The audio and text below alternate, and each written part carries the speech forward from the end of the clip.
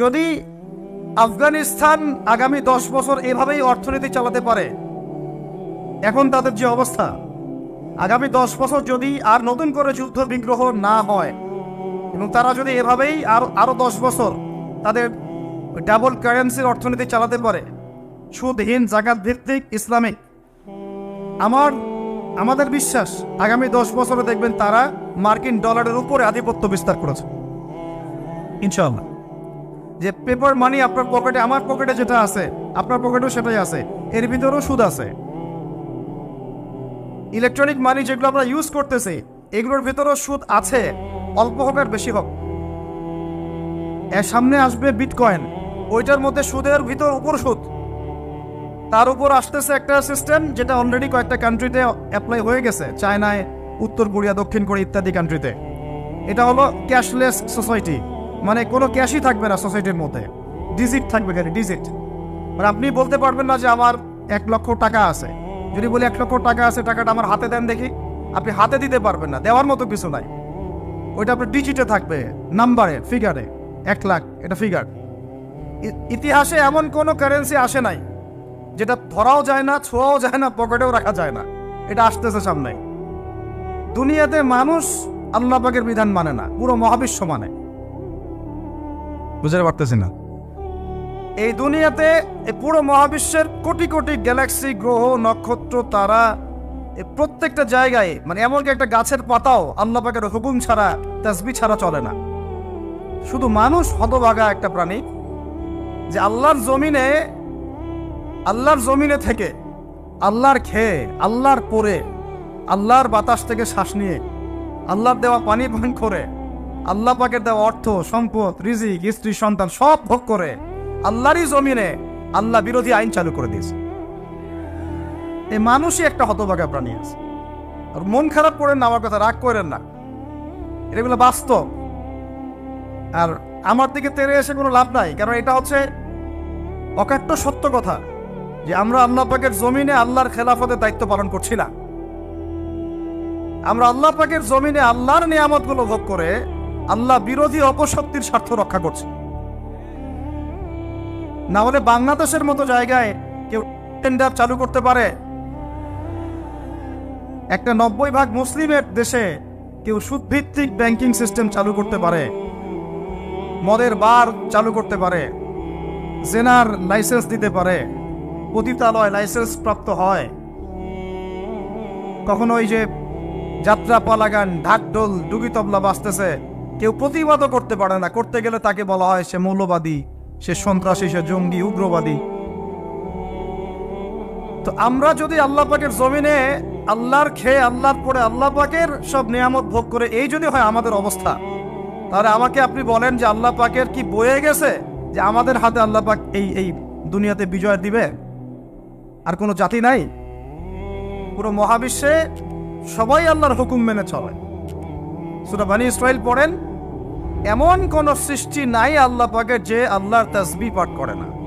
শুধু মানুষই হতভাগা একটা সৃষ্টি। আমরা, আল্লাহ মাফ করেন আমাদেরকে, নামাজও পড়ে না। কি করে না? 5 বার দিনে বলা হচ্ছে হাইয়া আলাস সালাহ, হাইয়া আলাল ফালাহ, সাফল্যের জন্য আসো, সালাতের জন্য আসো, কল্যাণের জন্য আসো। কানে ঢুকে না, যায় না নামাজ পড়তে। কোরআন, ওই যে বললাম, বাসায়, সবার বাসায় কোরআন আছে। এমন কোন ব্যক্তি আছেন আপনারা যে আপনাদের বাসায় কোরআন নাই? প্রত্যেকের বাসায় আছে। এমনকি আপনার ফোনের মধ্যে অ্যাপসে আছে, খুলে দেখার সময় নাই। সময় কোথায়? মানে এত ব্যস্ত, সকাল থেকে রাত পর্যন্ত এতই ব্যস্ত মানুষ হতভাগা যে কোরআন খুলে দেখার সময় নাই। আবার বলে, এসব কথা বললে আবার বলবে যে আমরা কি ইসলাম কম বুঝি? আপনারাই ইসলাম বোঝেন, আমরা বুঝি না। আপনারাই মুসলমান, আমরা মুসলমান না, এইগুলো বলবে। ওমর রাদিয়াল্লাহু আনহু ঠিকই বলেছিলেন আজকে থেকে এই 1400 বছর আগে, যে ইসলাম ধ্বংস হবে যখন দেখবা 3টা বিষয় সমাজে চলছে। 1, দল্লাতুল আলেম, আলেমরা যখন পথভ্রষ্ট হয়ে যাবে তখন সমাজে ইসলাম ধ্বংস হয়ে যাবে। 2, ওয়াল আইম্মাতুল মুদিল্লিন, যখন আসবে এমন কিছু শাসক যারা পথভ্রষ্ট, মুদিল্লিন, তখন সমাজ ইসলাম ধ্বংস হবে। আর ওয়াল মুনাফিকিন, ফি জিদারি কিতাবিল্লাহ, যে মুনাফিকরা যখন আল্লাহর কিতাব নিয়ে বাকবিতনটা করবে, মুনাফিকরাই বাকবিতনটা করবে যে আমরাই বেশি বুঝি ইসলাম, তোমরা বোঝো না। আর বাংলাদেশে টকশোয়ের সংস্কৃতি চালু না হলে আমরা এটা বুঝতে পারতাম না যে আসলে এই হাদিসটা সত্য। মাথার উপর দিয়ে যায় কথা কিছু না, পরে লেকচার রিপিট শুনে নিন। মূল জায়গায় আসি। কোরআন ঘরে আসে, আমরা তেলাওয়াত করি না। নামাজের আজান কানে আসে, নামাজে যাই না। শেষ রাত্রে আল্লাহ পাক প্রথম আসমানে নেমে আসেন। কিভাবে নেমে আসেন আমরা জানি না, ওইটার কাইফিয়াত ব্যাখ্যা করার আমাদের দরকারও নাই। আল্লাহ পাক বলেছেন বাস ঈমান রাখি। এবং আল্লাহ পাক আহ্বান করতে থাকেন, কে আছো আমার কাছে কিছু চাইবা আমি তোমাকে দিব, সুবহানাল্লাহ। কে আছো আমাকে ডাকবা আমি তোমার ডাকে সাড়া দিব, কে আছো আমার কাছে ক্ষমা চাইবা আমি ক্ষমা করে দিব। এইভাবে ফজর পর্যন্ত আল্লাহ পাক আহ্বান করতে থাকেন। আমরা ওই সময় ফেসবুক চালাই, রিল্যাক্সে ঘুম দেই। তাহলে নামাজের আজান কানে যায়, নামাজ পড়ি না, কোরআন বাসায় আছে তেলাওয়াত করি না, খুলেও দেখি না, 40 কোনখানি বাদ দিয়ে। আর শেষ রাত্রে আল্লাহ পাক আহ্বান করতে থাকেন, আমি উঠে ওযু করে 2 রাকাত নামাজ পড়ে একটু দোয়া করব, সেটা পারি না। এই আমি আবার যখন দিনের বেলায় এলেম শিখতে যাই, এমন জায়গায় এলেম শিখতে যাই যেখানে নারী পুরুষ একাকার অবস্থা, ফ্রি মিক্সিং। আমি এমন এলেম শিখতে চাই যে এলেমটা আমাকে 20 বছরে 20টা সূরাও শেখায় না, 20টা হাদিস আপনার মুখস্থ নাই। আমি চ্যালেঞ্জ করতেছি আপনাকে, 20টা হাদিস আপনি দাঁড়ায় বলেন, ছোট ছোট হাদিস খালি। যেমন عن أمير المؤمنين عمر بن الخطاب رضي الله عنه قال قال رسول الله صلى الله عليه وسلم إنما الأعمال بالنيات وإنما لكل امرئ ما نوى فمن كانت هجرته إلى الله ورسوله فهجرته إلى الله ورسوله ومن كانت هجرته إلى الدنيا يصيبها أو امرأة يتزوجها فهجرته إلى ما هاجر إليه। এরকম ছোট্ট আপনি আমাকে 20টা হাদিস শুনান, যারা 20 বছর পড়াশোনা করেছেন জেনারেল লাইনে, দাঁড়ান দেই কার সাহস আছে। এই হচ্ছে আপনাদের শিক্ষার অবস্থা। তারপরে আপনি আবার যখন চাকরি ক্ষেত্রে যান, ঘুষ ছাড়া আপনার চাকরি হচ্ছে না। এই হলো অর্থনৈতিক জীবনের অবস্থা। আবার চাকরি, ব্যবসা, বাণিজ্য যাই করছেন, এর মধ্যে ম্যান্ডেটরি মাস্ট বি সুদ আছে। কি আছে? এই মাপে কম দেওয়া তো আছেই, অন্যের সম্পদ আত্মসাৎ তো আছেই, পণ্যে ভেজাল দেওয়া তো আছেই, তারপরে সিন্ডিকেট তো আছেই, যেটার দাম এখন এই রজবের আজকে কয় তারিখ? রজবের 14-15 হবে না? তো এই রজবের 14-15-তে যে পণ্যের দাম 200 টাকা, 1.5 মাস পরেই সে পণ্যের দাম হবে 400 টাকা। এই হলো অর্থনৈতিক জীবনের অবস্থা। আর সুদের সাথে সম্পৃক্ত না হলে তো আমাদের ঘুম হচ্ছে না। বাংলাদেশের 64,000 গ্রাম বাংলা বলি না আমরা, 64,000 গ্রাম বাংলায় একাধিক সুদী এনজিও আছে, সবাই সুদী কারবার করতেছে। আমাদের মা বোনরা ওখানে সমিতিতে নাম লেখাচ্ছে, আমরাও নাম লেখাইছি অনেকে। কিস্তি শোধ করতে হচ্ছে, জমি বন্ধক রাখো, বাছুর বন্ধক রাখো, গরু বন্ধক রাখো। শেষমেশ ধনীরা ধনী হচ্ছে, গরিবরা গরিব হচ্ছে। কারণ আল্লাহ পাক এই কিতাবের মধ্যেই বলেছেন, সূরা বাকারার শেষের দিকে আছে যে ইয়া আইয়ুহাল্লাযীনা আমানু, হে মুমিনগণ, ইত্তাকুল্লাহ, আল্লাহকে ভয় করো, ওয়া যারু মা বাকিয়া মিনার রিবা, সুদ ছেড়ে দাও, ইন কুনতুম মুমিনিন, যদি মুমিন হয়ে থাকো, ওয়া ইন লাম তাফআলু, সুদ যদি না ছাড়ো, ফাআযানু বিহারবিন মিনাল্লাহি ওয়া রাসূলিহি, আল্লাহ এবং তার রাসূলের সাথে যুদ্ধের ঘোষণা শুনে নাও। আয়াত বুঝলেন? আয়াতটা কি বুঝলেন? আল্লাহ পাক বলছেন যারা সুদ খায় বা সুদ না ছাড়ে, এরা আল্লাহ এবং তার রাসূল মুহাম্মদ সাল্লাল্লাহু আলাইহি ওয়াসাল্লামের বিরুদ্ধে অস্ত্র নিয়ে দাঁড়ায় আছে। তো আপনার আমার কল্যাণ হবে না ভাই? দুনিয়ায় পরকালে কল্যাণ হবে না? আমরা হাউজে কাউসারের পানি তো পাবো ইনশাআল্লাহ, আমরা কবরের উত্তর তো দিতে পারবো ইনশাআল্লাহ। আমাদের জন্য নবী সাল্লাল্লাহু আলাইহি ওয়াসাল্লাম সুপারিশ তো করবেন ইনশাআল্লাহ, সুপারিশ তো নবীজি করবেন, এটা ঠিক আছে, এটা তো ঠিক আছে। কিন্তু কোরআনে যে আল্লাহ পাক বললেন যে সুদ যদি তোমরা না ছাড়ো, তাহলে জেনে রেখো তোমরা আল্লাহ এবং তার রাসূলের বিরুদ্ধে যুদ্ধ করতেছো। এখন এটা আমরা কিভাবে আল্লাহ পাককে বুঝ দিব? দুনিয়াতে না বুঝ দিলাম, দুনিয়াতে হয়তো কারো ক্ষমতা আছে, জবানটা বন্ধ করে দিল, এই কথা বলতে পারবেন না, চুপ একদম, সম্ভব কিনা? দুনিয়াতে হয়তো সুদের মহাজন যারা একত্রিত হয়ে দেখা গেল যে একে তো সরাইতে হবে রাস্তা থেকে, এ তো মারাত্মক কথা বলতেছে, সরাই না হয় দিল, হতেও তো পারে, ইতিহাসে হয় নাই এমন। তারপরে কারো হয়তো দুনিয়াবি স্বার্থ আছে, বুঝাচ্ছে আমার বউ আছে, বাচ্চা আছে, চাকরি বাকরি কেমনে ছাড়ি ইত্যাদি। তো সব না হয় বুঝলাম, আল্লাহ পাকের সামনে আপনি এখন কি বুঝটা দিবেন? রাসূলের সামনে দাঁড়ায় কি বুঝটা দিবেন? দিতে হবে কি না জবাবটা? আজ হোক আর কাল হোক দিতে হবে কি না? পরকালে যেতে হবে তো নাকি? তো তাই যদি হয়, এটা যদি আমাদের ফাইনাল ডেস্টিনেশন হয়, চূড়ান্ত গন্তব্য হয়, তাহলে কোন ব্যক্তি বুদ্ধিমান, যে দুনিয়াতে সংশোধিত হয় সে, নাকি পরকালে যে ব্যক্তি অপেক্ষায় বসে থাকে সে? এখন এই সংশোধনের দিকে যদি আমরা দাওয়াত দিই, আমরা কি মৌলবাদী হয়ে যাব? সমাজের শত্রু হয়ে যাব? দেশ ও জাতির শত্রু হয়ে যাব? সুদী কারবার ছাড়া অর্থনৈতিক বিষয় কি চালানো সম্ভব না? হ্যাঁ, যখন এই সুদী ব্যাংকিং সিস্টেম, ওয়ার্ল্ড ব্যাংকেরটা তো 1995-এর দিকে আসছে। তারও আগে ছিল ওই যে ব্রিটেনের দি ব্যাংক অফ ব্রিটেন, যেটা প্রথমে ছিল, প্রথমের দিকে আর কি। ও সারা বিশ্বকে শাসন করতো এক সময়। তার আগে করেছে জার্মানি, তারপরেও আসছে ও। এই পশ্চিমাদের দৌরত্ব ফরাসি বিপ্লবের পরে। তো ওয়ার্ল্ড ব্যাংক আসছে 1995-এর দিকে, 45-এর পরে। এর আগে মুসলমানরা বিশ্ব শাসন করে নাই, চার খলিফা করেন নাই। উমাইয়ারা, আব্বাসীয়রা, ফাতেমেরা, মুঘলরা, তুর্কিরা, ওসমানীয়রা, তারা কি বিশ্ব শাসন করে নাই? তো তখন কি সুদ দিয়ে পুরো বিশ্বের অর্থনীতি পরিচালিত হয়েছে? বিকল্প কোনো ব্যবস্থা কি কোরআন এবং হাদিসে নাই? তো যদি সেটা থাকে, আর আমরা যদি এটাকে পাশ কাটায় যাই, গিয়ে পশ্চিমাদের এই অর্থনীতি যদি আমরা গ্রহণ করি, সেভাবে জীবনযাপন করতে থাকি, তো আল্লাহর সামনে কি ভাই আমাদেরকে দাঁড়াতে হবে না? আল্লাহ পাক আমাদের সবাইকে যেন কথাগুলো মন দিয়ে বোঝার তৌফিক দান করে। এখন যদি পুরো সিস্টেমটা আমরা চেঞ্জ করতে না পারি, ওই ক্ষমতা আমাদের নাই মনে করেন, ব্যক্তি জীবন থেকে সুদ দূর করা যাবে না? আমাকে কি রাষ্ট্র প্রশাসন একদম সুদ না খাইলে অ্যারেস্ট করে নিয়ে যাবে? আমি যদি বলি আমি সুদ খাবো না, সুদ ভিত্তিক ব্যাংকিং সিস্টেমে আমি ডিলিংস করবো না, অ্যাকাউন্ট থাকতে পারে আপনার, কিন্তু আপনি ডিলিংস করতেছেন না, ঠিক আছে? সুদের টাকা যদি আসেও ওটা আপনি ছেড়ে নিচ্ছেন না, এবং সুদী এনজিও কারবার এগুলোর সাথে আপনি যুক্ত হচ্ছেন না, তো আপনাকে কি অ্যারেস্ট করে নিয়ে যাওয়া হবে জেলখানায়? কেন খাচ্ছিস না বলেন, নিয়ে যাওয়া হবে? এখনো ওই রকম দুঃসাহস দেখানোর মতো লোক বাংলাদেশে আসে নাই যে আপনি সুদ না খাইলে আপনাকে জোর করে ধরে নিয়ে যাবে। আচ্ছা, এরকম কেউ কখনো করবে না তারা এই কাজটা, ইনশাআল্লাহ। আর যদি করে তাহলে তো আল্লাহর গজব নেমে আসবে। তো এখন তাহলে সুদ খাচ্ছে কে? আপনি, আমি নিজেই। কে খাচ্ছে তাহলে? আমরা নিজেরাই খাচ্ছি। তাই আমি খাচ্ছি, না হলে আপনি খাচ্ছেন, না হলে আপনার স্ত্রী খাচ্ছে, না হলে আপনার বাবা খাচ্ছে।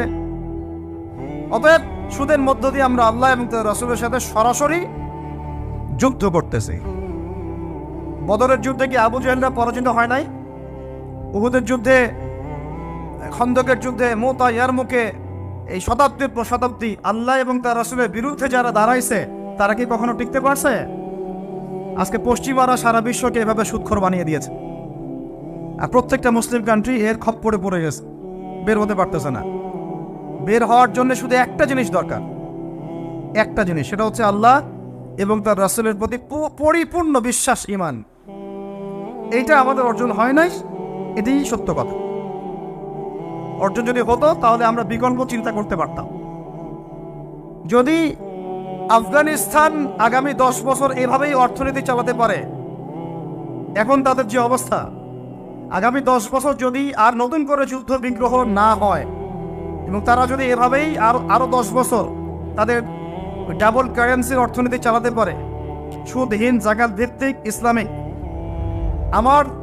আমাদের বিশ্বাস আগামী 10 বছরে দেখবেন তারা মার্কিন ডলারের উপরে আধিপত্য বিস্তার করেছে, ইনশাআল্লাহ। ইনশাআল্লাহ। আমি ইকোনমিক্স নিয়ে পড়াশোনা করেছি ভাই, এমনি কথা বলতেছি না। অনলাইনে যারা আপনাদেরকে এইসব তালগোল মার্কা কথাবার্তা বুঝায়, যে কাগজের টাকা নিয়ে উল্টাপাল্টা কথা বলছে, ইলেকট্রনিক মানি নিয়ে উল্টাপাল্টা কথা বলতেছে, বিটকয়েন, ক্রিপ্টোকারেন্সি নিয়ে কথা বলতেছে উল্টাপাল্টা, ভাই এগুলো আমরা জেনে বুঝে কথা বলতেছি, জেনে বুঝে পড়াশোনা করে, এগুলোর উপর আমরা থিসিস করেছি ইউনিভার্সিটিতে, এগুলোর উপরেই। এমনি কথা বলতেছি না যে পেপার মানি আপনার পকেটে, আমার পকেটে যেটা আছে আপনার পকেটেও সেটাই আছে, এর ভিতরেও সুদ আছে। ইলেকট্রনিক মানি যেগুলো আমরা ইউজ করতেছি এগুলোর ভিতরেও সুদ আছে, অল্প হোক আর বেশি হোক। এর সামনে আসবে বিটকয়েন, ওইটার মধ্যে সুদের ভিতর উপর সুদ, তার উপর আসতেছে একটা সিস্টেম যেটা অলরেডি কয়েকটা কান্ট্রিতে অ্যাপ্লাই হয়ে গেছে, চায়নায়, উত্তর কোরিয়া, দক্ষিণ কোরিয়া ইত্যাদি কান্ট্রিতে। এটা হলো ক্যাশলেস সোসাইটি, মানে কোনো ক্যাশই থাকবে না সোসাইটির মধ্যে, ডিজিট থাকবে, খালি ডিজিট। মানে আপনি বলতে পারবেন না যে আমার 1 লক্ষ টাকা আছে, যদি বলি 1 লক্ষ টাকা আছে, টাকাটা আমার হাতে দেন দেখি, আপনি হাতে দিতে পারবেন না, দেওয়ার মতো কিছু নাই। ওইটা আপনার ডিজিটে থাকবে, নাম্বারে, ফিগারে। 1 লাখ এটা ফিগার। ইতিহাসে এমন কোনো কারেন্সি আসে নাই যেটা ধরাও যায় না, ছোঁয়াও যায় না, পকেটেও রাখা যায় না। এটা আসতেছে সামনে। যারা বুঝে না এগুলা, আমরা আক্রমণাত্মক কথা বলতে চাচ্ছি না, আল্লাহ পাক তাদেরকে হেদায়েত দান করুন। যারা বুঝে না তারা মনে করতে পারে এগুলো হচ্ছে ভবিষ্যৎবাণী, আদতে এইগুলো বর্তমান বিশ্বে চলতেছে, আমাদের সে সম্পর্কে জ্ঞান নাই। আমরা অনেকেই ক্যাশলেস সোসাইটি প্রতিষ্ঠার চেষ্টা করতেছি, এটার মধ্যে যতটুকু কল্যাণ আছে না তার চেয়ে বেশি অকল্যাণ আছে।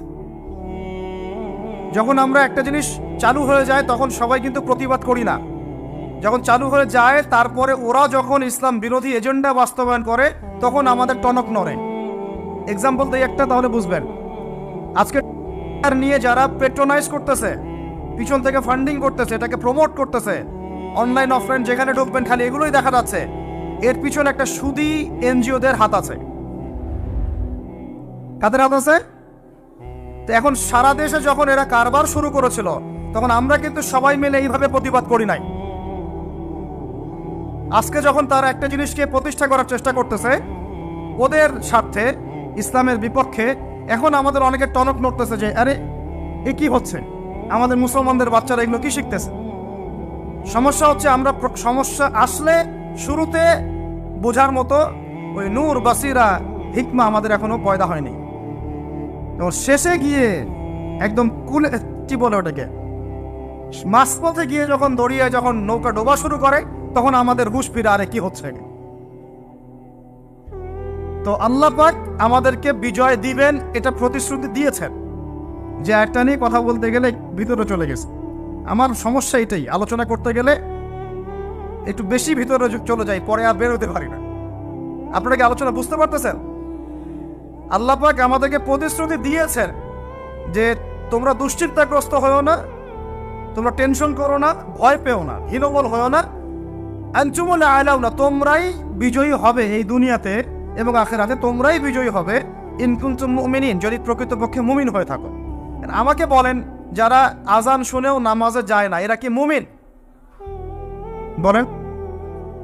আপনি মনে করছেন আমি জুমার নামাজ তো পড়ি, ঈদের নামাজ তো পড়ি।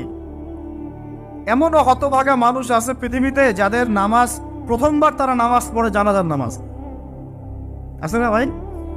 আল্লাহ পাক আমাদের সবাইকে 5 ওয়াক্ত নামাজে হওয়ার তৌফিক দান করেন, এবং কাজা নামাজ অনেকের আছে, আল্লাহ পাক সেগুলো আদায় করার তৌফিক দান করেন। আপনারা যখন হজ উমরা সফরে যাবেন বেশি বেশি সেখানে নামাজ পড়বেন, কারণ ওখানে 1 রাকাত নামাজ হারাম শরীফে পড়লে 1 লক্ষ রাকাতের নেকি হয়, আর মদিনা মুনাওয়ারায় পড়লে, মানে হারামে পড়লে 1000 নেকি হয়। আর এই দুইটা আমরা খুব ভালো জানি, মিম্বরে আলোচনা হয় খুব, মাশাআল্লাহ, তাই না? তো নসিহত হচ্ছে ওখানে গিয়ে আমরা বেশি বেশি নামাজ পড়বো, নফল নামাজ, ঠিক আছে? কাজা নামাজগুলো হিসেব করে আদায় করার চেষ্টা করবো ইনশাআল্লাহ। তবে হাদিসে আরেকটা জায়গা আছে, ওইটা আমরা ভুলে গেছি।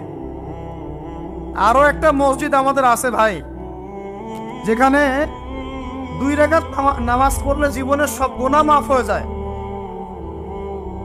ওইটা আমাদের পাঠ্যপুস্তকে নাই, আমাদের চেতনায় নাই, আলোচনায় নাই, মিম্বরে নাই, খুতবায় নাই। সেই মসজিদ কোথায়? ওই মসজিদ কি আমাদের নাই? কি মনে হয় আপনাদের? ওই আল-আকসা কি আমাদের না ওদের? ওইখানে 2 রাকাত নামাজ পড়লে, সফর করে 2 রাকাত নামাজ পড়লে জীবনের সব গুনাহ মাফ হয়ে যাবে। ওইখানে আমরা এখন ঢুকতে পারি না। কারো কোনো ফিকির আছে? ইয়াংদেরকে বলতেছি ভাই, এমন একটা জামা আমাদেরকে করতে হবে যার একজন নেতা থাকবে, একটা নেতা, একদম সামি'না ওয়া আতা'না, শুনলাম মানলাম, এমন নেতা। এত ইখতিলাফ, এত বিভক্তি চলবে না। মানে বিভক্তি, ইখতিলাফ থাকতে পারে মাসলা মাসাইলের ব্যাপারে, ফিকহি ব্যাপারে, কিন্তু এই এত দলীয় বিভক্তি থাকা যাবে না। এক টেবিলে আলেমদেরকে বসতেই হবে। আলেমরা যদি এক টেবিলে না বসে ঐক্যের দৃষ্টান্ত স্থাপন না করতে পারে, জনগণ ঐক্যবদ্ধ হতে পারবে না। বাংলাদেশের সবচেয়ে বেশি দরকার এখন ওলামায়ে কেরামের ঐক্য। আমরা যারা ছোটরা আছি, আমাদের মূল কাজ এখন এইটাই, আমরা এটাই ফিকির করি কিভাবে আলেমদেরকে একটা জায়গায় বসানো যায়। আলেমরা যদি ঐক্যবদ্ধ হতে পারেন, জনগণ একদিকে ফোকাস করে চলতে পারবে ইনশাআল্লাহ। এবং তাদের মধ্যে যদি একজন আমির নিযুক্ত করা হয় এবং তার কথা যদি আমরা সুরাভিত্তিক মেনে চলি, ইনশাআল্লাহ বাংলাদেশ কেন পুরো বিশ্বে দিন কায়েম করা সম্ভব। আমরা এই দিক থেকে আমরা মোটামুটি 20-30 বছর পিছায় আছি এখনো। বুঝতে পারছেন না আমার কথা? এই দিক থেকে দেখেন, আল্লাহ নবী সাল্লাল্লাহু আলাইহি ওয়াসাল্লাম মক্কাতেও সাহাবীদের মধ্যে কখনো বিভক্তি হতে দেন নাই। একজন নেতা, তার আন্ডারে সব সাহাবীরা বায়াত করে আছেন হাতে হাত রেখে, বাস যা বলবেন তাই। ডানে যাইতে বলে ডাইনে, বামে যাইতে বলে বামে। মার খাচ্ছেন, যদি নবীজি বলেন হিজরত করে চলে যাও, হিজরত করে চলে গেল আবিসিনিয়ায়, তাই না? আর যদি নবীজি বলেন সবর করো, সাবরান আলা ইয়াসির ফাইন্নামা উইদাকুমুল জান্নাত, সবর করো তোমাদের জন্য জান্নাত, সবর করতেছেন, মার খাচ্ছেন, তাও কোনো কথা বলতেছেন না। এইরকম সামি'না ওয়া আতা'নার জেনারেশন না থাকলে দিন কায়েম হয় না, যেটা আমাদের বিগত 50 বছর আমরা করতে পারি নাই। এটাই সত্য কথা। আর এটা করার জন্য সবার আগে আমাদের মনের হিংসা দূর করতে হবে। কি দূর করতে হবে? মনের হিংসা দূর করতে হবে, মনের অহংকার দূর করতে হবে, নিজেকে ছোট মনে করা শিখতে হবে। আমি ছোট মানুষ, বড়রা যে দায়িত্ব দিবেন সেটা পালন করব। আলেম ওলামার সহবতে থাকবো, তাদের পরামর্শ চলবো, আমাকে যেভাবে গাইড করেন সেভাবে চলবো, যখন যে দায়িত্ব আসবে সেটা পালন করব। চিন্তা এরকম না থাকলে আপনি চলতে পারবেন না, বিদ্রোহী হয়ে যাবেন তখন। বেয়াদবি, এই যে প্রথম একটা কথা বলছি, বেয়াদবি। আমরা অনেকেই বড় বড় বরেণ্য আলেমদের সাথে বেয়াদবি করছি, তাদের মানিজ্য হানি করছি। অনলাইনে লাইভে চলে আসলাম, একটা কথা বলে দিলাম, একটা পোস্ট দিয়ে দিলাম, ভাবছি আমি ইসলামের বড় উপকার করে ফেললাম। আদতে আমি বিশৃঙ্খল একটা অবস্থা ছিল, আরো বিশৃঙ্খলতা বাড়ালাম। আমি কাছাকাছি তো আনতেই পারলাম না। কিছু মানুষের কাজ দেখলে মনে হচ্ছে যে তাদের একটাই কাজ। কি একটাই কাজ? অনলাইনে একটা একটা করে আলেম, একটা একটা করে বক্তা, একটা একটা করে দায়ীর নাম ধরে ধরে সমালোচনা করা। এটা করে আপনি দিনের কি উপকারটা করতেছেন? এই কাজগুলো করে আপনি দিনের কোন জায়গায় খেদমতটা করতেছেন বলেন? এতে করে মানুষের দিন সম্পর্কে, সেই আলেম সম্পর্কে, সেই বক্তা সম্পর্কে, সেই ওস্তাদ সম্পর্কে, সেই ইসলামী দল সম্পর্কে কি ভালো ধারণা সৃষ্টি হচ্ছে না খারাপ? আমরা যদি প্রশ্ন করি যে আপনি নিজের চেহারাটা একটু আয়নায় দেখেন না, আপনার ভিতরে কি কোনো দোষ নাই? আপনি কি এই উম্মার নেতৃত্ব দেওয়ার যোগ্যতা অর্জন করেছেন? কতগুলো কিতাব পড়েছেন? কি ডিগ্রি অর্জন করেছেন? কতটুকু সার্টিফিকেট অর্জন করেছেন? কতটুকু তাজকিয়া অর্জন করেছেন? কতটুকু আপনি নূর অর্জন করতে পারলেন? কতটুকু বাসিরা আছে আপনার? কয়টা মসজিদ করেছেন? কয়টা মাদ্রাসা করেছেন? কয়টা ইসলামিক সংগঠন করলেন? কয়টা কিতাব লিখলেন? কয়টা লেকচার দিলেন? আপনি নিজে কি করলেন দিনের জন্য? এই চিন্তাটা করা দরকার নাই যে আমি নিজে কি করলাম দিনের জন্য, ও কি করলো, ওর কি খেদমত, ওর কি দোষ, ওর কি ত্রুটি, এইগুলোর চর্চা আমরা ব্যস্ত হয়ে আছি এখন। এই একটা কারণে আমাদের ওলামায়ে কেরামদের মধ্যে ঐক্য হচ্ছে না দুর্ভাগ্যজনকভাবে। কারণ আমরা একটা শ্রেণী আলেমদের ইজ্জত ধোয়ার পিছনে লেগে গেছি। আর একজন আলেম না একটা ভুল করছে, ভাই আলেম মানুষ তো, কেন বেয়াদবি করতে হবে আপনাকে? কেন আপনাকে একটা সেশন করতে হবে? কেন একটা এটা করতে হবে, সেটা করতে হবে? চুপ করে থাকেন। আপনি পারলে তার সাথে আপনি পার্সোনালি দেখা করেন, তার কাছে যান, তার কথার পিছনের কারণটা খুঁজে বের করার চেষ্টা করেন। ইসলামের খেদমত এগুলো হচ্ছে না, তো ওইদিকে যেতে যাচ্ছি না। একটা রিকোয়েস্ট করবো আপনাদেরকে যে আমরা সবাই একটা দায়িত্ব কাঁধে নেই, যে এই উম্মতকে বিজয়ী করার জন্য আমারও কিছু দায়িত্ব আছে। আপনার দায়িত্ব নেই ভাই? আপনি আয়নার সামনে আজকে রাত্রে দাঁড়ায় অনেস্টলি সততার সাথে দাঁড়াবেন, দাঁড়ায় আপনার চেহারা আয়নায় দেখবেন, দেখে চিন্তা করবেন যে আসলে আমি আজ পর্যন্ত এই উম্মাকে কি দিয়েছি। বলেন তো কি বললাম ভাই? আয়নার সামনে দাঁড়ায় কি বলবেন? আমি আদনান, আমি আব্দুর রহমান, আমি আব্দুর রহিম, আমি অমুক, আমি তমুক, আমি ইসলামকে, উম্মাকে, আল্লাহকে, রাসূলকে কি দিয়েছি এই পর্যন্ত। যদি আপনার মনের মধ্যে সততা থাকে, জবাব ওই আয়নার তসবির আপনাকে দিয়ে দিবে। একটা একটা উর্দু শের আছে যে চেহারে তো আকসার ধোকা দেতি হ্যায়, সচ তো আইনা বলতি হ্যায়। মানে চেহারা তো বেশিরভাগ সময় ধোকা দেয় মানুষকে, সত্য কথা বলে আয়নার প্রতিবিম্ব। আল্লাহর ওয়াস্তে নিজের আত্মসমালোচনা করি, আমরা উম্মাকে কি দিলাম এটার ফিকির করি। পৃথিবীতে কেউ যদি নবী সাল্লাল্লাহু আলাইহি ওয়াসাল্লামের সুন্নতের উপর না থাকে, অন্যের আদর্শ গ্রহণ করে তাকে বাদ দিয়ে, সে কোশ্চেন কালেও এই প্রশ্নের উত্তর দিতে পারবে না, ফুল স্টপ। যারা তাওহীদের উপর থাকবে তারা মান রব্বক উত্তর দিতে পারবে। যারা দ্বীন ইসলামকে পরিপূর্ণরূপে গ্রহণ করবে তারা মা দীনুক উত্তর দিতে পারবে। যারা পৃথিবীতে শুধু নবী সাল্লাল্লাহু আলাইহি ওয়াসাল্লামের সুন্নাহর উপর চলবে, অন্য কাউকে আদর্শরূপে গ্রহণ করবে না, তারা মান নবিয়ুক উত্তর দিতে পারবে ইনশাআল্লাহ। এরপরে আরো একটা প্রশ্ন করা হবে, যদি তিনটা পারা যায়, তুমি কিভাবে এগুলো জানলে? এগুলো তো সবাই জানে না।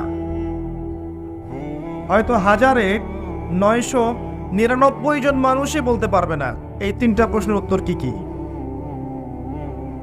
এই ইকুয়েশনটা কোথায় পেলাম? এটা পেলাম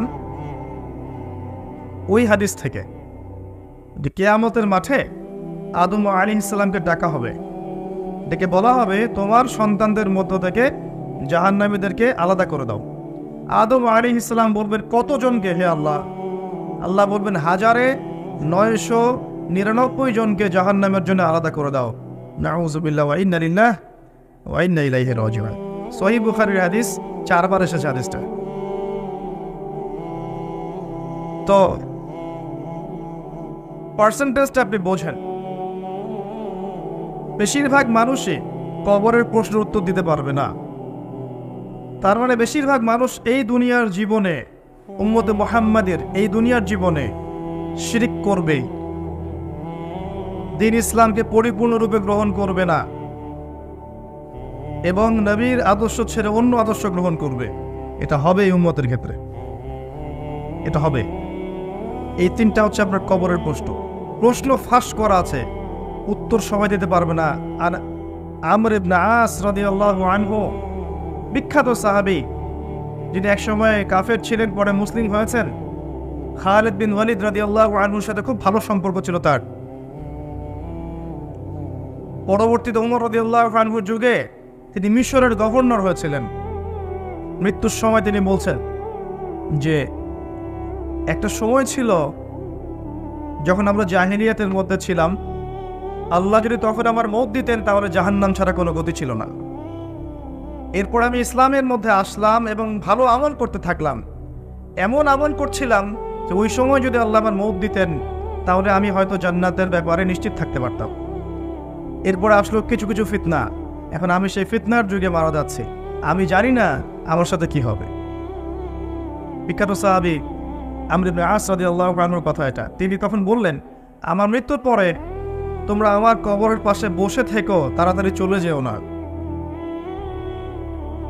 আমার কবরের পাশে বসে থেকো, তাড়াতাড়ি চলে যেও না। একটা উট জবাই করে গোশতগুলো বন্টন করতে যত সময় লাগে, এতটুকু সময় তোমরা বসে থেকো, যাতে আমি প্রশ্নোত্তরের প্রিপারেশন নিতে পারি। বিখ্যাত সাহাবীর উক্তি। ওসমান রাদিয়াল্লাহু তাআলা আনহু জান্নাত জাহান্নামের বর্ণনা শুনে কাঁদতেন না। যখন কবরের কথা আলোচনা হতো, কবরস্থানে যেতেন, দরদর করে কাঁদতে থাকতেন। এরপর একটা সভ্যতা আসলো, আধুনিক সভ্যতা, যে সভ্যতা কবরস্থানকে লোকালিটি থেকে অনেক দূরে সরিয়ে দিল। সমাজ একটা, গ্রাম একটা, কবরস্থান অনেক দূরে।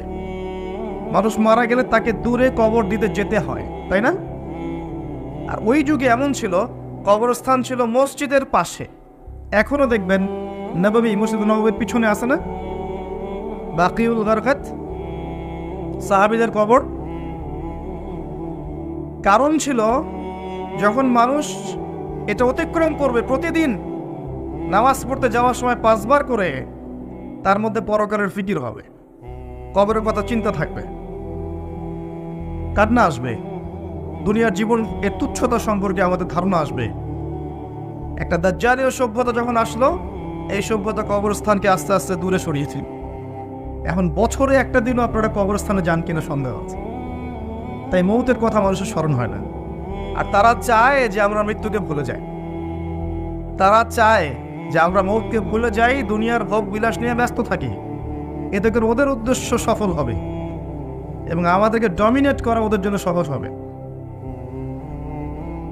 এই যুগে যা যা হচ্ছে এগুলো কোনোটাই এমনি এমনি হয়নি। প্রত্যেকটা ঘটনার পিছনে কোনো না কোনো বিষয় আছে। এটা বুঝতে হলে আপনার নূর লাগবে। আমি বারবার একটা কথা বলেছিলাম, নূর লাগবে। নবীজি বলেছেন সাল্লাল্লাহু আলাইহি ওয়াসাল্লাম, ফিতনাটা এত ভয়াবহ হবে, অন্ধকার রাতে কালো পাথরের উপর কালো পিঁপড়া নীরবে হেঁটে গেলে যেমন হয়, ফিতনার ব্যাপারটা তেমন হবে। এত ডিফিকাল্ট। এখন আপনার পিএইচডি করার প্রয়োজন নাই যে এই ফিতনা চিনতে হলে আপনার কি লাগবে, কি লাগবে বলেন? আলো, নূর। আলো থাকলে আপনি দেখতে পাচ্ছেন, এই তো এই নূর ওই কলুষিত আত্মা অর্জন করতে পারবে না। দুনিয়া পূজারী আত্মা দুনিয়াতে এসে দুনিয়া নিয়ে ব্যস্ত হয়ে আছে, দুনিয়া পূজারী, দুনিয়ার টাকা পয়সা, ব্যাংক ব্যালেন্স, বাড়ি গাড়ি, ভোগবিলাস, জেনা, মদ, পর্নোগ্রাফি, সুদখোর, ঘুষখোর, দুর্নীতিবাজ, জুলুমবাজ, এদের হৃদয়ের মধ্যে ওই নূর কখনো আসবে না। হৃদয় যদি এগুলো থেকে পবিত্র হতে পারে তবে নিয়ে এর মধ্যে নূর আসতে পারে। হৃদয়কে এগুলো থেকে পবিত্র করার পর মনের মধ্যে যে হিংসাগুলো আছে, গীবত, তহমত, সমালোচনা, অহংকার, এগুলো সংস্কৃতিগুলো আছে, এগুলো ত্যাগ করার পরে যখন মানুষ কোরআন ধরবে, হাদিস পড়বে, নামাজি হবে, তাহাজ্জুদ গোজার হবে, সুন্নার পাবন্দ হবে, হালাল খাবে, আদর্শ পরিবার গড়বে, ইসলামিক সমাজ গড়বে, আত্মশুদ্ধি অর্জন করবে, বেশি বেশি তেলাওয়াত করবে, জিকির আজগার করবে, আল্লাহকে ডাকবে, আল্লাহর ধ্যান করবে, আল্লাহর জিকির করবে, তাসবিহ তাহলিল করবে, মৌতকে স্মরণ করবে, পরকালকে স্মরণ করবে, প্রত্যেকটা কাজ আল্লাহকে সন্তুষ্ট করার জন্য করবে, তখন দেখবেন এই কলবগুলোর মধ্যে কি আসবে? আল্লাহর নূর আসবে ইনশাআল্লাহ। তখন সে ফিতনা রিকগনাইজ করতে পারবে, চিনতে পারবে ইনশাআল্লাহ। তো এই রূহটা যদি নূর দিয়ে আলোকিত করতে না পারি, পরকালে কবরেও নূর পাবো না, হাসরের মাঠেও কখনো নূর আসবে না। একটা আয়াত বলছি, সূরা হাদীদে আল্লাহ পাক বলেছেন, ইয়াউমা তারাল মুমিনিনা ওয়াল মুমিনাত ইয়াসআ নূরুহুম বাইনা আইদিহিম ওয়া বিআইমানিহিম। হে নবী, কিয়ামতের মাঠে আপনি দেখবেন মুমিন পুরুষ, মুমিন নারীদের জন্য তাদের সামনে এবং ডান দিকে আল্লাহর পক্ষ থেকে আলো এবং নূর থাকবে। মুনাফিকরা বলবে যে আমাদেরকে নাকতাবিস মিন নূরিকুম, তোমাদের নূর থেকে কিছু আমাদেরকে দাও, আমরা তো পার হতে পারছি না পুলসিরাত। ওদেরকে বলা হবে কিলা রুজিউ ওয়ারাকুম ফালতাবিসু নূরা, ফিরে যাও পিছনে, পিছনে ফিরে যেয়ে নূর তালাশ করে আসো। দুনিয়ার জীবন তোমাদেরকে প্রতারিত করেছিল, আজকে তোমাদের জন্য কোনো নূর নাই। আল্লাহ যাকে নূর দিবে না, ফামা লাহু মিন নূর, তার কোনো নূর থাকবে না। নূর নিয়ে এতগুলো কথা এই জন্য বলছি, আমি পরে আসছি টপিকে। এই যুগে যদি আপনি চলতে চান, ফিতনাগুলো চিনে আল্লাহর পথে চলতে চান, এগুলো থেকে দূরে থাকতে চান, আল্লাহর আনুগত্য করতে চান, রাসূলের আনুগত্য করতে চান, পরিস্থিতি বুঝে এগোতে চান, আপনার বাহ্যিক চোখ যথেষ্ট না, আপনার নূর দরকার কলবের মধ্যে। বাহ্যিক চোখ দিয়ে আপনি সব বুঝতে পারবেন না। বাহ্যিক চোখ দিয়ে আপনি দেখবেন বিশ্ব এগিয়ে যাচ্ছে, আর আল্লাহর নূর দিয়ে দেখলে আপনি বুঝতে পারবেন বিশ্ব এগিয়ে যাচ্ছে ঠিকই, তবে এটা তার ধ্বংসের দিকে এগিয়ে যাচ্ছে। দৃষ্টিভঙ্গির বিশাল পার্থক্য দেখবেন আপনি। তো এই যে সময়টা আল্লাহ দিয়েছেন, এই সময়টুকুতে যদি আমরা তাওহীদে থাকি, সুন্নতে থাকি, দিন পরিপূর্ণরূপে পালন করি, কবরের 3টা প্রশ্নের উত্তর দিতে পারবেন ইনশাআল্লাহ। এরপরে আপনাকে রাখা হবে ইল্লিনে, যেখানে আপনি জান্নাতের নিয়ামত ভোগ করবেন। আল্লাহর পরে যারা শহীদ, তাদের ব্যাপারে এসেছে যে তোমরা আল্লাহর পথের শহীদদেরকে নিহত বলো না, মৃত বলো না। তাদেরকে আল্লাহর পক্ষ থেকে রিজিক প্রদান করা হয়। জাফর ইবনে আবি তালিব রাদিয়াল্লাহু আনহু, যিনি মুতার যুদ্ধে শহীদ হয়েছিলেন, তার 2টা হাত কেটে গিয়েছিল। নবী সাল্লাল্লাহু আলাইহি ওয়াসাল্লাম কান্নাকাটি করেছিলেন তার ইন্তেকালের সংবাদ শুনে, কিন্তু একটু পরে মুচকি হেসেছেন। তাকে জিজ্ঞেস করা হলো, কি জন্য আপনি হাসলেন ইয়া রাসূলুল্লাহ? তিনি বললেন, আমি দেখলাম যে জাফর রাদিয়াল্লাহু আনহুকে আল্লাহ এই কাটা 2 হাতের বিনিময়ে জান্নাতে 2টা সবুজ পাখা দিয়েছে। এটা দিয়ে সে জান্নাতে ঘুরে বেড়াচ্ছে এবং ফল খাচ্ছে। তার মানে ইল্লিনে আপনি আপনার কর্মফল ভোগ করবেন, আপনার আত্মা ভালো ফল ভোগ করবে। অন দ্য আদার হ্যান্ড, মেয়েকে দেখবেন সারাদিন মেকআপ, পার্লার, এই ফ্যাশন, ওই ফ্যাশন, এই ড্রেস, ওই ড্রেস, টিকটক, ফেসবুক, ইউটিউবিং, এগুলোতে ব্যস্ত আছে। বসে বসে নিজেই হাসছে, নিজেই ছবি তুলছে, নিজে নিজে হাসছে একা একা, মানে হাসির কোনো কারণ নাই, এমনি একা বসে আছে, এটা হাসলো, ছবি তুলল। মানে মাইন্ড প্রোগ্রামিং। দেখেন, আমাদের মাথাটাকে ইহুদিরা প্রোগ্রামিং করে দিয়েছে।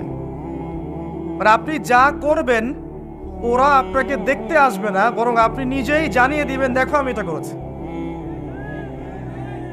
ওয়াইফকে নিয়ে ঘুরতে গেছে, ছবি দিবে ফেসবুকে, কয়দিন পর হয়তো বাথরুমে বসেও ছবি দিবেন। এটাই বাকি আছে খালি, আই থিঙ্ক শুধু এটাই বাকি আছে, বাকি সবই দেয়া যায়। এগুলো দিস হয়। আমি আপনাদের ভাষা বুঝি না, বলতে পারি না, এগুলো মাঝে মধ্যে দেখা যায়। ভালো করে খেয়াল করেন, মানুষের 2টা জীবন, এই যে ব্যক্তিগত জীবন আর পাবলিক লাইফ। পাবলিক লাইফ, আপনি আমি এখন পাবলিক লাইফে আছি, আমাদের প্রাইভেসি আছে, সব কিছু তো আপনি জানবেন না, আবার আপনার সব কিছু আমি জানবো না। একটা প্রাইভেট লাইফ, ব্যক্তিগত জীবনে আপনি খান, ঘুমান, আপনি স্ত্রীর সাথে থাকেন, ঘরের মধ্যে অনেক কিছুই করেন। এই মাইন্ড প্রোগ্রামিং করে ওরা আমাদেরকে এমন একটা মানসিকতা দিয়ে দিয়েছে যে আমরা এখন পাবলিক লাইফ আর প্রাইভেট লাইফের পার্থক্য বুঝতে পারছি না। মানুষের প্রাইভেট লাইফকে আমরা পাবলিক করে দিচ্ছি, ব্যক্তিগত জীবনে যা করছে সব ঢেলে মানুষকে জানাচ্ছে। ওরা কিন্তু জানতে আসছে না, আপনি জানিয়ে দিচ্ছেন ফেসবুকে। এটা প্রোগ্রামিং, একটা মাইন্ড প্রোগ্রামিং। ওদের ওই যুব সমাজও যেমন, যুবতী সমাজও তেমন। দেখবেন এরাও ফ্যাশন, ওই পার্লার, এই গেট আপ, জিন্স, গেঞ্জি, রাস্তায় ঘোরা। তারপরে যদি বুঝায় দেওয়া যায় যে তুমি তো সম অধিকার পাওয়ার যোগ্য, নারী পুরুষের কোনো পার্থক্য নাই, তুমি বাসায় বসে থাকবে কেন? তুমি বেগম রোকেয়ার উত্তরসূরি না? বাসা থেকে বের হও, ঘর থেকে বের হও, মৌলবাদী পর্দার দর্শন বাদ দাও, পুরুষের কাঁধে কাঁধ মিলিয়ে মাঠে নামো, জাতিকে এগিয়ে নাও। তাহলে তো আর কথাই নাই, ওকে আর ওরা হাতি দিতে পারবে না। ফের ও তখন আকাশে উড়বে, মাটিতে হাঁটবে না, আকাশে হাঁটবে। দাজ্জাল, আমি বলেছি দাজ্জাল, ফেমিনিস্ট রেভলিউশন। এই যে feminist revolution is created by মাসিহুদ দাজ্জাল। দাজ্জালের যারা ফলোয়ার্স আছে এরা এই ফেমিনিস্ট রেভলিউশন ক্রিয়েট করেছে। নবী সাল্লাল্লাহু আলাইহি ওয়াসাল্লাম মেরাজের রাতে যখন গিয়েছেন, একজন ফেরেশতা তাকে দেখে হাসেনি, তার নাম মালিক। সূরা যুখরুফের মধ্যে তার কথা আছে।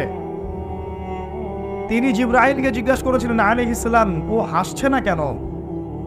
জিবরিল আমিন বলেছেন, তাকে আল্লাহ পাক জাহান্নামের প্রহরী হিসেবে সৃষ্টি করেছেন।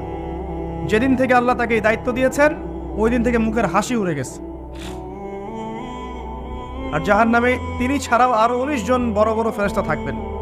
আলাইহা তিসআতা আশার, কোরআনে আছে। আরো অগণিত ফেরেশতা থাকবেন যারা দায়িত্ব পালন করবেন। নবী সাল্লাল্লাহু আলাইহি ওয়াসাল্লামকে দেখানো হলো জাহান্নামের আযাব, তিনি দেখলেন, পৃথিবীতে এসে বললেন মেরাজ শেষে যে আমি জাহান্নামকে দেখেছি, যেখানে উদ্ধত এবং অহংকারীরা আছে, এবং সেখানকার বেশিরভাগ অধিবাসী হচ্ছে মহিলা, নারী। তার মানে শোনেন, এই হাদিসের ভুল ব্যাখ্যা বোঝেন না। এটা সমস্ত উম্মতের জন্য নয়, এটা এই উম্মতের জন্য খাস। নবী সাল্লাল্লাহু আলাইহি ওয়াসাল্লামকে মেরাজের রাতে যে শাস্তিগুলো দেখানো হয়েছে, এগুলো এই উম্মতের জন্য বেশি খাস। এই উম্মতের মানুষ বেশি সুদ খাবে, বেশি জেনা পরকিয়া করবে, এতিমের মাল আত্মসাৎ হবে এই উম্মার মধ্যে বেশি। এই উম্মতের বক্তারা জানানো যে আমল করবেন অনেকেই, এই উম্মতের নারীরা বেশিরভাগ জাহান্নামে যাবে। আমরা যে 5টা প্রশ্ন ছিলাম, যে জীবনটা কিভাবে কাটিয়েছো, যৌবনটা কিভাবে কাটিয়েছো, তারপরে প্রশ্ন করবেন আল্লাহ পাক উপার্জন কোন পথে করেছো, 4 নম্বর প্রশ্ন করবেন কোন পথে ব্যয় করেছো, আর 5 নম্বর করবেন জানা অনুযায়ী আমল করেছো কিনা। এই 5 প্রশ্নের উত্তর না দেওয়া পর্যন্ত কিয়ামতের মাঠেও কেউ আমল নামা ডান হাতে পাবে না, হিসাব নিকাশ শুরু তো হবে না তার, বা আগাতে পারবে না, পুলসিরাত পার হওয়ার সুযোগ দেওয়া হবে না, এবং চিরস্থায়ী জান্নাত জাহান্নামের ফয়সালাও হবে না, দাঁড়িয়েই থাকতে হবে। এখন প্রশ্ন হচ্ছে যে এই ফিতনাময় পরিবেশে কিভাবে আমরা এমনভাবে চলতে পারি যার ফলশ্রুতিতে আমরা ওই প্রশ্নগুলোর উত্তর দিতে পারবো। এটাই সবচেয়ে বড় চ্যালেঞ্জ, তাই না? সবচেয়ে বড় চ্যালেঞ্জ এখন এটাই। কারণ আমরা আজকে শিখে ফেলেছি অলরেডি যে আপনার আমার আত্মা মরবে না। আমরা শিখে ফেলেছি অলরেডি যে আমাদেরকে দুনিয়ার জীবনটা দেওয়া হয়েছে পরীক্ষা করার জন্য। আমরা শিখেছি এরপরে আমাদের জন্য চিরস্থায়ী জীবন আসছে, এই জীবনটা শেষ নয়, মৌত সবকিছু শেষ নয়। আমরা এটাও জেনেছি যে এই 3টা আর 5টা 8টা প্রশ্নের উত্তর আপনাকে আমাকে সবাইকে ফেস করতে হবে, কেউ বাদ যাবে না। একদম ইসরায়েলের প্রেসিডেন্ট থেকে শুরু করে আপনি আমি পর্যন্ত, ওই বিশ্ব নেতা থেকে শুরু করে আপনি আমি পর্যন্ত, এই বিশ্বের প্রত্যেক নেতা, প্রত্যেক কর্মী, প্রত্যেক ধর্ম নেতা, প্রত্যেক বিশ্ব নেতা, প্রত্যেক পলিটিক্যাল নেতা, প্রত্যেক হিউম্যান বিং, অর্থনৈতিক নেতা, সামাজিক নেতা, হুএভার হি ইজ, সে যেই হোক না কেন, তাকে এই 8টা প্রশ্ন ফেস করতেই হবে, যেই হোক না কেন। আল্লাহ কাউকে দেখে বাজ বিচার করবেন না। এবার আসেন কিভাবে সম্ভব এগুলো উত্তরে যাওয়া। 1 নম্বরে আসে, যদি আপনি আমি শিরিক না করি, শোনেন আমার কথা, আপনি আমি যদি শিরিক না করি তাহলে মান রব্বক উত্তর দিতে পারবেন ইনশাআল্লাহ। শিরিক কি, কেন, কত প্রকার শেখার জন্য একটা বইয়ের নাম বলে দিচ্ছি, কিতাবুত তাওহীদ। এই বইয়ের অনেক প্রকাশনা সংস্থা থেকে ছাপানো হয়েছে এবং ব্যাখ্যা করা হয়েছে। কিতাবুত তাওহীদ অনলাইনে খুঁজবেন, অফলাইনে কিনবেন। আমি রিকোয়েস্ট করব সবার বাসায় একটা করে লাইব্রেরি করবেন, পারবেন না? প্রত্যেকের বাসায় একটা করে লাইব্রেরি করবেন, পার্সোনাল লাইব্রেরি। সেখানে কোরআনের তাফসীর কিনবেন, হাদিসের বইগুলো কিনবেন, ইতিহাসের বইগুলো কিনবেন, ফিকহের বই কিনবেন, রাসূলের সিরাতগুলো কিনবেন, সাম্প্রতিক বিশ্বের বইগুলো কিনবেন। একটা পার্সোনাল লাইব্রেরি আপনার থাকবে, যেখানে আপনি প্রতিদিন 1 ঘন্টা 2 ঘন্টা সময় ব্যয় করবেন। এই ফোনটা বন্ধ করে রেখে দিন। ওইখানে যখন বসবেন ফোন অন করবেন, ফোন অন করবেন না, ফোন বন্ধ থাকবে। আপনি 2 ঘন্টা পড়াশোনা করবেন, তারপরে বেরো, পারবেন না? মাসে 5,000 টাকার বই কিনবেন, পারবেন? 5,000 টাকা আপনার গার্লফ্রেন্ডের পিছনে যায় মাসে, পারবেন না বই কিনতে? ফোনের পিছনে যায়, মেগাবাইট কিনতেও দেখবেন 1,000 টাকা যায়। আসেন তাওহীদে থাকতে হবে। শোনেন, যে আদর্শ লালন করে জালাল রাহিমাহুল্লাহ এই অঞ্চলে জালেম শাসক এই গৌর গোবিন্দর বিরুদ্ধে যুদ্ধ করেছেন, তরোয়ার হাতে নিয়েছেন, মাজলুমের অধিকার ফিরিয়ে দিয়েছেন। আপনাদের এই জায়গাটা বরকতময় হয়ে গেছে মাশাআল্লাহ। গ্যাসের পরে আসে তেল, এরপর আসবে তেল, তেলের আগে গ্যাস আসে। আপনাদের চা বাগান, আপনাদের এখানে বৃষ্টি, আবহাওয়া, পরিবেশ, মানুষের মধ্যে একটা রুহানি ভাব, বেশি বেশি নামাজি, আতর আগর, কত নিয়ামত দিয়ে আপনাদেরকে ভরে রেখেছেন আল্লাহ পাক। চিন্তা করেছেন? ওই যে মানুষগুলো এখানে আধ্যাত্মিকতা নিয়ে এসেছিলেন, তাদের এই রুহানি প্রভাব এখনো আছে এখানে। একই ফ্লেভার আপনি পাবেন। মদিনায় যান, সেখানে ফ্লেভার পাবেন, ওখানে আধ্যাত্মিক পরিবেশ পাবেন। আমি বাগেরহাটে গিয়েছিলাম খান জাহান আলী রাহিমাহুল্লাহ ওনাদের ওখানে প্রোগ্রাম করতে, ওখানেও দেখবেন একটা রুহানি একটা ফ্লেভার আছে। আগেকার যে মানুষগুলো ছিলেন আল্লাহওয়ালা, মুজাহিদ, মুজাদ্দিদ, আলেম, ফুকাহায়ে কেরাম, ওলামায়ে কেরাম, নূরওয়ালা মানুষ, বসিরাওয়ালা মানুষ, তাসকিয়াওয়ালা মানুষ, তাদের একটা রুহানি পরিবেশ থাকে, একটা প্রভাব থাকে, রব থাকে। আপনাদের অঞ্চলে নিঃসন্দেহে আছে, কোনো সন্দেহ নেই। আপনাদের অঞ্চলের মানুষ অন্য অনেক অঞ্চলের মানুষ হচ্ছে বেশি নামাজি, বেশি আল্লাহকে ভয় করে, বেশি জাকাত দেয়, বেশি তাকওয়া আছে, দিনকে ভালোবাসে অন্য অঞ্চলের চাইতে। আমি দেখেছি, আমি প্রমাণ করেছি। কারণ আছে এই প্রভাব। ওই মানুষরা যে প্রভাবে এখানে এসেছে, যে মজলুমদের সহযোগিতা করতে, জালেমের শিকড় উপড়ে ফেলতে, সেই মানুষের কবরকে কেন্দ্র করে আজকে মানুষ কি না করছে। অথচ সেই মানুষ যে আদর্শ নিয়ে এসেছিলেন, সে আদর্শের যাররা পরিমাণ বালাই নেয়, একটা হক কথা অন্যায়ের বিরুদ্ধে বলতে পারছে না। তার কবরকে এভাবে মুছে নিয়ে বরকত নিলে বরকত আসবে? তাওহীদে না থাকতে পারলে উনি আপনাকে পরকালে পার করে দিবে?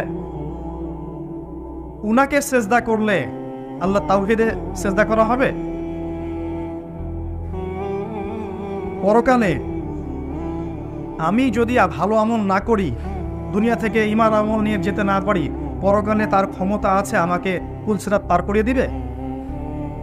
নবী সাল্লাল্লাহু আলাইহি ওয়াসাল্লাম তার মেয়েকে বলছেন, ইয়া ফাতেমা, দুনিয়াতে যা চাওয়ার আমার কাছে চেয়ে নাও, পরকালে আমি তোমার কোনো উপকার করতে পারবো না। আয়েশা রাদিয়াল্লাহু আনহা একদিন কাঁদছেন অঝোর নয়নে। আয়েশা, তুমি কাঁদছো কেন? ইয়া রাসূলুল্লাহ, আপনি একটা হাদিসে বলেছেন যে কিয়ামতের মাঠে কেউ কাউকে চিনবে না, আমাকে বলেছেন, এটাকে মনে করে আমার কান্না আসছে। আসলে কি কেউ কাউকে চিনবে না? নবীজি বললেন, কয়েকটা জায়গা আছে আয়েশা, যখন আমি তোমার কথা মনে রাখতে পারবো না, আমি তোমার স্বামী তোমার কথা মনে রাখতে পারবো না। যখন আমল নামা ছুড়ে দেওয়া হবে, মানুষ খালি ইয়া নাফসি বলবে যে আমল নামা কোন দিক দিয়ে আসে। যখন পুলসিরাত মানুষ পার হবে, সবাই ইয়া নাফসি বলবে, আমার কি হবে, আমার কি হবে, কেউ কারো কথা মনে রাখবে না। সত্যিকার অর্থে যদি আমরা আমাদের ওলামায়ে কেরাম, আউলিয়া, তাদের যদি সম্মান করতে চাই, তাদের আদর্শ লালন করতে হবে। তাদের আদর্শ ছিল তাওহীদ, সুন্নত, অন্যায়ের প্রতিবাদ করা, মজলুমের সাহায্য করা, আধ্যাত্মিকত্ব অর্জন করা, তাসকিয়া অর্জন করা, সমাজ সংস্কার করা, এগুলো তাদের আদর্শ। ওই আদর্শগুলো লালন না করে শুধু তাদের কবরে এভাবে মুছে গালে মাখলেই বরকত পাওয়া যাবে? আমরা আশা করব যদি কেউ এগুলোর সাথে সম্পৃক্ত থেকে থাকেন, ছেড়ে দেন, তাদের আদর্শ লালন করেন, তাওহীদ শেখেন। আল্লাহই সর, আল্লাহই খাওয়ান, আল্লাহই পরান, আল্লাহই বাঁচান, আল্লাহই মারেন, আল্লাহই ইবাদত পাওয়ার যোগ্য, তিনি সেজদা পাওয়ার যোগ্য, তিনি দোয়া পাওয়ার যোগ্য, তার জন্যই কোরবানি, তার জন্যই নজর মানত, তার জন্য সবকিছু। মধ্যস্থতা করতে গেলে শিরক হয়ে যাবে। শিরক হয়ে গেলেই মান রব্য করতে দিতে পারবেন না। মাদিনুকে আসেন, ইসলামকে পরিপূর্ণরূপে গ্রহণ করতে হবে। কিছু অংশ মানি, কিছু অংশ মানি না, এমন গ্রহণ করলে ইসলাম টিকবে না। নামাজি ব্যক্তিগত জীবনে পাক্কা নামাজি, মাশাআল্লাহ, অর্থনৈতিক জীবনে পাক্কা সুদখোর, চলবে না। ইসলামকে পরিপূর্ণরূপে মানতে হবে। ব্যক্তিগত জীবনে পাক্কা নামাজি, কপালে সেজদার দাগ আছে, অর্থনৈতিক জীবনে গিয়ে দেখবেন পাক্কা সুদখোর, চলবে না। ব্যক্তিগত জীবনে দান সদকা করছে মাশাআল্লাহ বেশি বেশি, দেখবেন ফরজ যাকাতই দিচ্ছে না। মাশাআল্লাহ তাহাজ্জুদ পড়ছে, মেয়ে বেপর্দায় রাস্তায় ঘুরছে। দেখবেন তাসবিহ তাহলিল করছে, চিল্লা দিয়ে বেড়াচ্ছে, বা আর অন্যান্য কাজ করছে দিনের, পরিবারের কাঠামো ইসলাম নাই। দেখবেন এগুলো হচ্ছে। বেশি বেশি তেলাওয়াত করছে মাশাআল্লাহ, এদিকে দেখবেন গীবত, তহমত, অহংকার, হিংসা দিয়ে ভর্তি মন। ইসলাম আংশিকতার নাম নয়, পরিপূর্ণ একটা জীবন ব্যবস্থার নাম। আমরা ইবাদত করব, সেখানেও মুসলিম। সামাজিক জীব যখন, সেখানেও তো আমরা মুসলিম, সেখানে সামাজিকতাও নবীর সুন্নাহ মতো চলতে হবে। অর্থনীতি, সেখানেও অর্থনীতির ক্ষেত্রে আল্লাহর দেওয়া অর্থনীতি গ্রহণ করতে হবে। আপনি সমাজ চালাবেন, সেখানেও সামাজিক রীতিনীতির ক্ষেত্রেও ইসলামিক আদর্শ গ্রহণ করতে হবে। পরিবার চালাবো, সেখানেও থাকতে হবে। যদি আল্লাহ পাক আপনাকে বিশ্বের নেতৃত্ব দেন, সারা বিশ্বে ইসলামিক লজ ইমপ্লিমেন্ট করার দায়িত্ব তখন আপনার উপর বর্তাবে। প্রত্যেকটা ক্ষেত্রে আপনি মুসলিম। শুধুমাত্র ধর্মীয় জীবনে মুসলিম আর অন্য জীবনে আমি মুনাফিক কাফের হয়ে থাকবে, এমন হবে না। যদি হয় মা দিনুক, অ্যান্সার আসবে না। মা দিনুক অ্যান্সার আসবে না। পরিপূর্ণ জীবন ইসলাম ফলো করতে পারলে উত্তর আসবে ইনশাল্লাহ। আরেকটা কি ছিল? মান হাযা রাজুলু বুইসা ফীকুম, এই ব্যক্তিকে যাকে পাঠানো হয়েছিল। বিশ্বাস করেন এই পৃথিবীতে কেউ যদি আল্লাহ রাসূল সাল্লাল্লাহু আলাইহি ওয়াসাল্লামকে বাদ দিয়ে, তার সুন্নতকে বাদ দিয়ে অন্যর আদর্শ ফলো করা শুরু করে, সে উত্তর দিতে পারবে না। করণীয় কি? খুব সহজ, খুব সহজ। ইস্তেগফার করেন, আস্তাগফিরুল্লাহাল্লাযী লা ইলাহা ইল্লা হুয়াল হাইয়ুল কাইয়ুম ওয়া আতুবু ইলাইহি, তওবা করে ফিরে আসেন। আগামীকাল সকাল থেকে ঘুম থেকে ওঠা থেকে নিয়ে ঘুমানো পর্যন্ত প্রত্যেকটা কাজ আপনি নবীর সুন্নাহ মতো করার চেষ্টা করেন।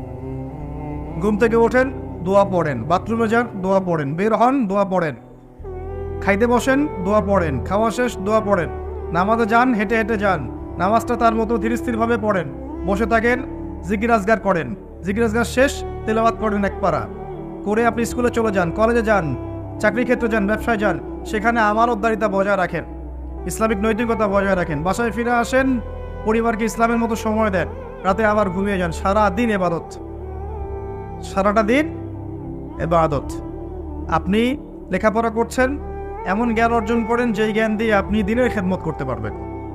আপনি ব্যবসা করছেন, আমানতদারিতা বজায় রেখে, কাউকে না ঠকিয়ে, মাপে কম না দিয়ে, সিন্ডিকেট না করে ব্যবসা করেন, নেকি হবে। আপনি পরিবার চালাচ্ছেন, পরিবারটাকে ইসলামিক পরিবারে গড়ে তোলেন, আপনার পরিবারটাই জান্নাতের টুকরা। আপনি আলেম, মাদ্রাসায় পড়াচ্ছেন, আপনি খুলুসিয়াত রেখে মাদ্রাসায় তালিম দিতে থাকেন, প্রত্যেকটা দিন আপনার ইবাদত। আল্লাহ আপনি আরো বড় ক্ষমতা দেন, সেখানে বসে আপনি দিনের জন্য কিছু করেন, ইবাদত। মুমিনের প্রতিটা কাজই ইবাদত, যদি সে নবীর তরিকা মতো করে। যদি করে তবেই উত্তর দিতে পারবে, হ্যাঁ ওই ব্যক্তি হচ্ছেন মুহাম্মদ সাল্লাল্লাহু আলাইহি ওয়াসাল্লাম। তার আগ পর্যন্ত পারবে না। যদি অন্যের আদর্শ গ্রহণ করে কি হবে শোনেন। যদি অন্যের আদর্শ গ্রহণ করে তাহলে আল্লাহ পাক বলেছেন সূরা ফুরকানের মধ্যে, ইয়াউমা ইয়াউদ্দু যালিমু আলা ইয়াদাইহি, জালেমরা ওই দিন তাদের হাত এভাবে কামড় দিবে, হাত কামড় দিতে থাকবে এবং বলবে, ইয়া লাইতানি ইত্তাখাযতু মা'আর রাসূলি সাবিলা, হায় আমি যদি রাসূলের সাবিল বা পথ গ্রহণ করতাম কতই না ভালো হতো। ইয়া ওয়াইলাতা লাইতানি, হায় আমার দুর্ভাগ্য, লাম আত্তাখিয ফুলানান খলিলা, আমি যদি ওকে বন্ধুরূপে গ্রহণ না করতাম। আজকে যদি আমাদের আদর্শ হয় পশ্চিমারা, আজকে যদি আমাদের আদর্শ হয় পশ্চিমার কোনো নেতা, তাদের কোনো অ্যাসোসিয়েশন, তাদের কোনো সংগঠন, বা জিউসরা বা মোশরেকরা বা বুদ্ধিস্টরা বা খ্রিস্টানরা, কোশ্চিনকালেও সে মান্নাবিও উত্তর দিতে পারবে না। আজকে যদি আমরা তাদের সংস্কৃতি ফলো করি, তাদের ইকোনমি ফলো করি, তাদের পলিটিক্স ফলো করি, তাদের এই ফিলোসফিগুলো ফলো করে চলি, তাদের আদর্শ ফলো করে চলি, আমরা কোশ্চেনকে উত্তর দিতে পারবো না যে উনি হচ্ছেন নবী মুহাম্মদ সাল্লাল্লাহু আলাইহি ওয়াসাল্লাম। কারণ আপনি জীবনের প্রতিটা ক্ষেত্রে রাসূলের আদর্শ মানেননি। তো যখন আপনি রাসূলের আদর্শ মানছেন না, অন্যেরটা মানছেন, তার মানে আপনি স্বীকৃতি দিচ্ছেন যে অন্যেরটা তার চেয়ে বেটার, অন্যের আদর্শ তার চেয়ে ভালো। আপনি এমনটা স্বীকৃতি দিচ্ছেন আপনার কাজের মধ্য দিয়ে। এই কাজ করার পরে কেউ নবীর সুপারিশ পাবে? একজনই ব্যক্তি তিনি, যিনি আপনাকে ভাই বলেছেন, আপনার জন্য হাউজে কাউসারে দাঁড়িয়ে থাকবেন, আপনার জন্য সুপারিশ করবেন, এই উম্মতের কবিরা গুনাহগার ব্যক্তিদেরকে সুপারিশ করে জান্নাতে নিয়ে যাবেন, একমাত্র ব্যক্তি মুহাম্মদ সাল্লাল্লাহু আলাইহি ওয়াসাল্লাম। একদিন বলেছিলাম আমি যে কিয়ামতের মাঠে জাহান্নাম যখন চিৎকার করবে, সূরা মুলকের মধ্যে পড়ে দেখেন, চিৎকার করবে জাহান্নাম, সূরা মুলকে আছে না, চিৎকার করে ফেটে পড়বে। ওই সময় সমস্ত নবী হাঁটুতে বসে যাও। আদম আলাইহিস সালাম হাঁটুতে বসে ইয়া নফসি, নবী মুসা, নবী ঈসা, নবী দাউদ, সুলাইমান, ইসমাঈল, ইসহাক, যত নবী আছেন সবাই হাঁটুর ঘরে বসে যাবেন, ইয়া নফসি, হে আল্লাহ আমাকে বাঁচাও, হে আল্লাহ আমাকে বাঁচাও। শুধু একজন নবী মুহাম্মদ সাল্লাল্লাহু আলাইহি ওয়াসাল্লাম, তিনি সিজদায় পড়ে বলবেন, ইয়া উম্মতি, ইয়া উম্মতি, হে আল্লাহ আমার উম্মতকে বাঁচাও, আমার উম্মতকে বাঁচাও। সেই নবীর আদর্শ বাদ দিয়ে যদি আমি অন্যের আদর্শ ফলো করি, কবরে এই প্রশ্নের উত্তর দিতে পারবে? কখনো সময়। এজন্যই শোনেন, এজন্যই আমাদের নবী নিজেই এই উম্মতের বিরুদ্ধে একটা অভিযোগ করবেন, সূরা ফুরকানের মধ্যেই আছে, রব্বি ইন্না কওমি ইত্তাখাযু হাযাল কুরআনা মাহজুরা। তাকে বলা হবে, হে মুহাম্মদ তোমার উম্মতের এই অবস্থা কেন হলো? তিনি বলবেন, হে আমার আল্লাহ, হে আমার রব, আমার কওম আমার রেখে যাওয়া কোরআনকে পরিত্যাগ করেছিল। আমরা তাই পড়েছি না? বাসায় বাসায় কোরআন আছে, খুলে দেখে কেউ? হ্যাঁ, 40-এর দিন দেখে, কোনখানের দিন দেখে, বছর কি দিন দেখে, তাই না? সারা বছর পড়ে থাকে। খুব কম মানুষই কোরআন পড়তে জানে, জানেন? এই উম্মতের এখন খুব কম মানুষই কোরআন পড়তে জানে।